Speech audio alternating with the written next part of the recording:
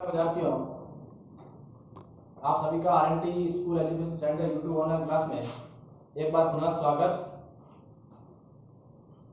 तो साथियों, आज हम पढ़ेंगे विज्ञान के बारे में। ठीक है, तो विज्ञान में है क्लास 10 का एक फर्स्ट चैप्टर से लेकर एक पूरी सिस्टमेटिक ढंग से पूरी किताब का अध्ययन करेंगे। ठीक है, तो मैं पहला पार्ट थोड़ा सा शुरू करने से पहले आपको विज्ञान के बारे में थोड़ी सी जानकारी दूंगा कि यह शब्द कैसे बना है, क्या इसका अर्थ है, यह शब्द कहाँ से लिया गया है और क्या इसकी परिभाषा है। तो देखिए मित्रों, यह शब्द एक लैटिन भाषा का शब्द है।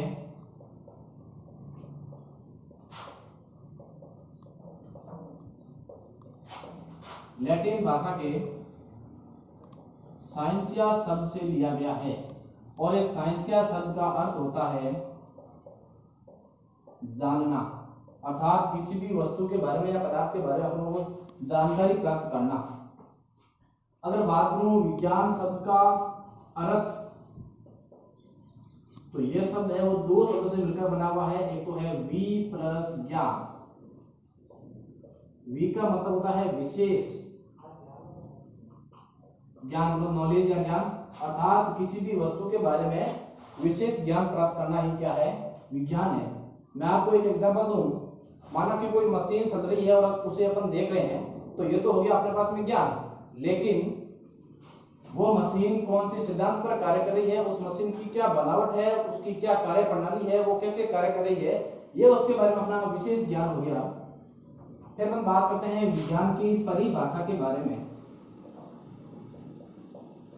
तो देखिए मित्रों, प्रकृति में उपस्थित वस्तुओं का सुव्यवस्थित एवं क्रमबद्ध अध्ययन करना क्या कहलाता है, विज्ञान कहलाता है। प्रकृति में उपस्थित वस्तुओं का क्रमबद्ध एवं सुव्यवस्थित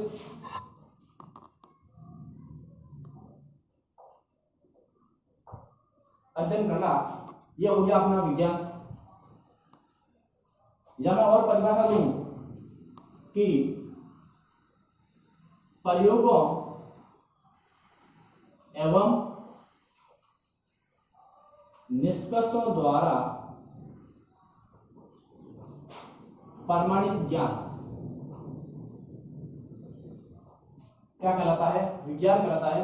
देखिए, प्रयोगों एवं निष्कर्षों द्वारा प्रमाणित ज्ञान विज्ञान कहलाता है। अब साथियों, अपन शुरू करने जा रहे हैं क्लास 10 का चैप्टर 1। ठीक है साथियों, बात करते हैं भोजन एवं मानव शास्त्र, कक्षा 10 का विज्ञान का फर्स्ट चैप्टर है। ठीक है, अगर बात की जाए इसके अंक की, तो ये पार्ट है कुल 4 अंक का है, जिसमें 1+3 का मतलब है एक क्वेश्चन है वो छोटा क्वेश्चन 1 नंबर का आएगा और 3 का मतलब है एक बड़ा क्वेश्चन 3 नंबर का क्वेश्चन आएगा। ठीक है मित्रों, जो क्वेश्चन इसमें से आएंगे।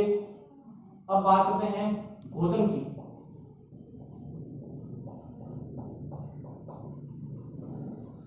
भोजन, आप सब लोग जानते हैं कि हम भोजन करते हैं, क्यों करते हैं, क्योंकि हमें भोजन से क्या मिलती है, ऊर्जा मिलती है, और इसी ऊर्जा से हमारे शरीर का प्रत्येक अंग सुचारू रूप से या सही ढंग से कार्य करता है।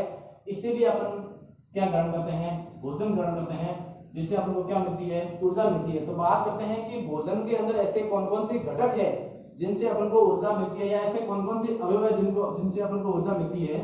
तो उन घटकों की बात करें तो वो घटक है, एक तो है अपना कार्बोहाइड्रेट, दूसरा है अपना प्रोटीन,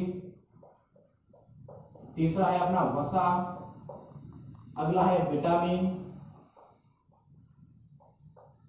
फिर खनिज लवण,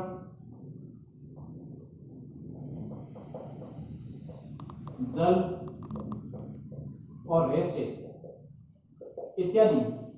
अब ध्यान दीजिए मित्रों, ये सभी क्या है, भोजन के घटक है या भोजन के अवयव है।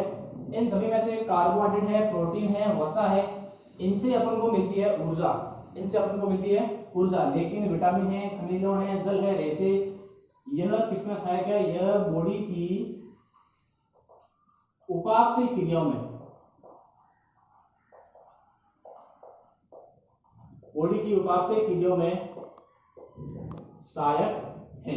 ठीक है, अब बात करते हैं भोजन में उपस्थित अवयवों या फिर घटकों के आधार पर भोजन को दो भागों में बांटा गया है, जिसमें पहला अपन पढ़ेंगे संतुलित भोजन, दूसरा है अपना असंतुलित भोजन।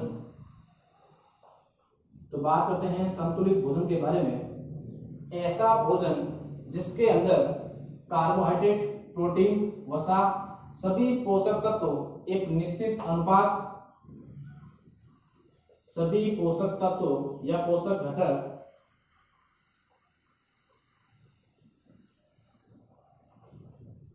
एक निश्चित अनुपात एवं मात्रा में उपस्थित होते हैं, ऐसा भोजन अपना क्या कहलाता है? संतुलित भोजन। ठीक है विद्यार्थियों, अब बात करते हैं संतुलित भोजन से अपन को कौन कौन से लाभ होते हैं। संतुलित भोजन से क्या क्या लाभ है? तो संतुलित भोजन से लाभ सबसे पहला है अपना शरीर मजबूत होता है। तो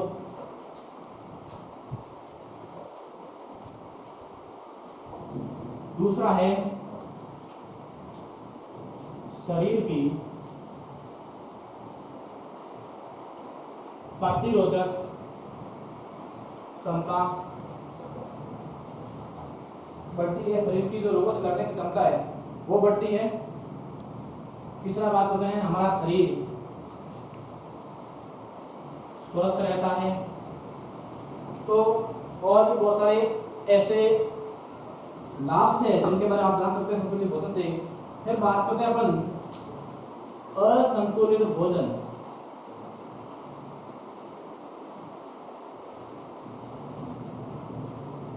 जस्ट आप इसकी परिभाषा को उल्टा कर दीजिए। ऐसा भोजन जिसके अंदर सभी पोषक घटक एक निश्चित मात्रा में उपस्थित नहीं होते हैं, ऐसा भोजन अपना क्या कहलाता है? असंतुलित भोजन कहलाता है। और इससे अपने शरीर में कौन कौन सी हानियां हैं वही सेम इसका उल्टा कर दो। हमारा शरीर कमजोर होता है, शरीर में थकावट महसूस होती है, फिर शरीर की प्रतिरोधक क्षमता वो डाउन होती है, और हमारी जो याददाश्त क्षमता है, दिमाग है, वो भी कमजोर होता है इस असंतुलित भोजन के कारण।